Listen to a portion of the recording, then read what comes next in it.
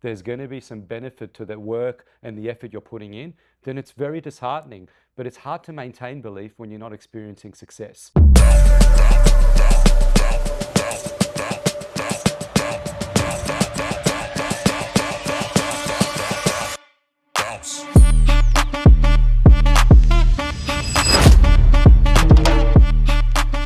In your experience, how pivotal is self-belief in shaping long-term success, not just in a career, but in life as a whole? I think self-belief is a vital component of any successful person. It's easy to not believe in yourself in this industry. I think you come in as an agent, as a new agent with ambition, with energy, with a positive attitude. But when you experience setbacks and sort of negative outcomes, it starts to weigh down on you psychologically. So that belief system can change from a positive belief system to a negative one within 6 or 12 months. I think the persistence then has to kick in. You have to have belief that there is light at the end of the tunnel. You've got to be willing to accept that there's challenge before outcomes. And there's going to be negative experiences before you get the positive ones. I think if you're psychologically prepared for difficulty, and when I say difficulty, this industry is not hard, but it does require some resilience. But those that are prepared for that, I think will be able to work through the challenges and come out of it at the better. Can you take me back to the moment you first had to back yourself, before there was any real evidence that you could do it? What made you choose belief over doubt in that moment? I lacked self-belief as an agent for many, many years.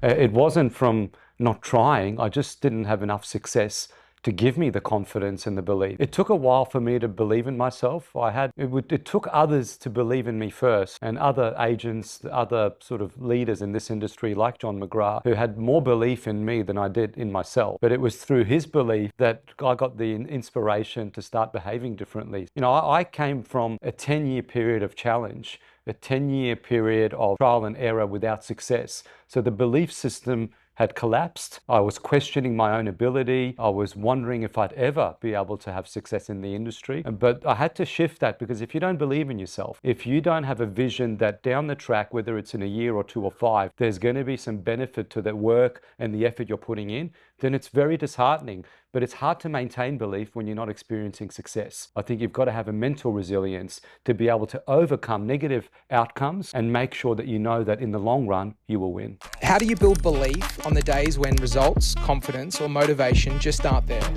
I think you've got to accept that life is up and down. This is part of experience. It's not always colorful roses, butterflies and rainbows. Like, you're going to have negative experiences. You're going to wake up some days and you don't feel like it. But that is a part of the journey. I think if you accept that, if you don't have a unrealistic expectation that every day is going to be positive, every day is going to go your way, because that's not reality. Reality is it's up and down. There's going to be things that don't go to what you're hoping, but eventually in the long run you'll win. But we've got to accept that in the journey, there's going to be ups and downs, peaks and troughs, and you've got to be able to work through that. I'd rather maintain a mindset that's sort of centered. I play in the middle, rather than get excited at the wins and devastated at the losses. Let's just remain in the center. What's the hardest challenge you've ever had to push through? And how did that experience reshape the belief of what you're capable of?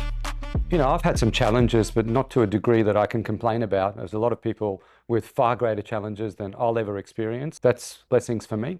My toughest experience psychologically was my health issues, the diagnosis that I had, which now on reflection was probably the best thing that happened to me in my life, because it shifted my mindset immediately. I went from an agent that was underperforming, negotiating with myself as to what tasks I would do and what tasks I wouldn't do on the day, to an agent that completely shifted 180 the next day after the diagnosis, and all of the important items that I knew I had to do became non-negotiables. So whilst in retrospect, it's easy to say, at the moment of the diagnosis, I was shattered, I was psychologically damaged, I was financially broke.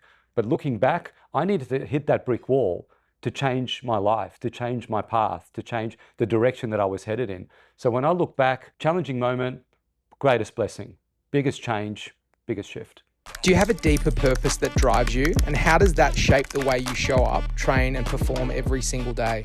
I do believe that if you don't witness the darkness, you can't appreciate the light. There's got to be some experience of negative outcomes to be grateful for the positive ones. People that have an easy life, and they might cruise through many years and everything's given to them. I find that a lot of those people lack emotional resilience. Those that have a challenging life can face any challenge. And for me, that's a really important element in this industry. Emotional resilience, I would rank as one of the top attributes that you would need to have success in any business, but particularly in a business like real estate. How do you lead others to believe in themselves, especially on the days that they're struggling to see it?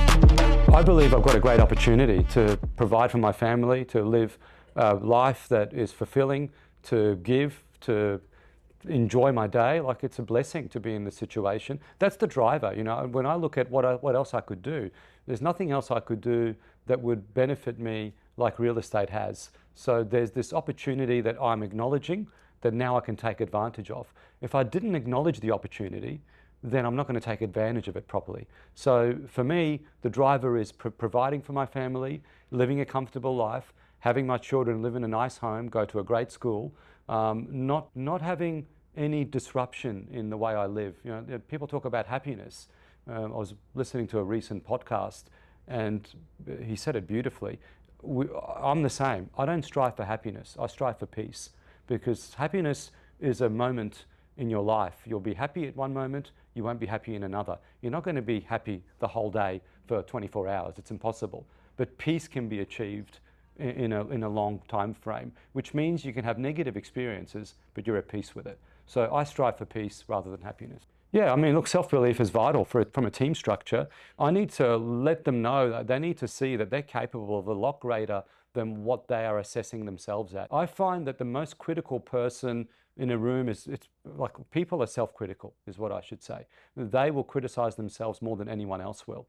And sometimes you need to be lifted, because when you're down and you're feeling that way, every conversation that you have, every interaction that you have, there's an energy attached to that negative disbelief, and you won't get the outcomes you want. But when you can shift that and you can have a more positive outlook, which is difficult to do, it's easy to say, but when you can lift someone up and show them that, hey, you're greater than this. Sure, you've had a bad day, you've had a bad week, but so does everyone. The best in the world have bad days and bad weeks. Let's move on. I think the energy is vital. This is an industry that is energy based, and energy is contagious. We can't see it. You and I were exchanging energy. We can't see it, but it's there. I mean, we believe in Wi-Fi. It's invisible. We can get radio frequency. It's invisible. Bluetooth. It's invisible. Humans are energy beings. So I believe that if you've got the right energy, that's contagious, and you can get better outcomes by living that way. Looking back on your journey, what role has belief played in getting you to where you are today? And what advice would you give to somebody who's still trying to build that belief in themselves? I think persistence is key, because belief can be shattered if you're not getting results. And you've got to be willing to accept that you're going to get knockbacks, you're going to get rejections. You've got to be accepting of that. You've got to welcome that into your life, because the stats are such that if you want more success, then you need to increase your rate of failure. It's a numbers game. So for me, belief is vital. Without belief, it's difficult to have the vision and the longevity in this industry, because you're going to have peaks and troughs, setbacks, and if you're going to go up and down emotionally with every outcome, it's not going to work in your favor. So in my industry, in my world, in my career, belief is key, and without it, I wouldn't be where I am.